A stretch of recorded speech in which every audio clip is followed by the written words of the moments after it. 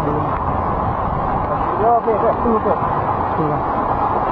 Boleh lah.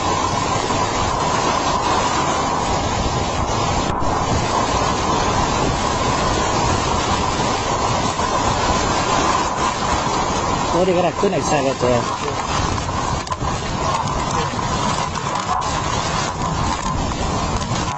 Cek lah. Tapi apa?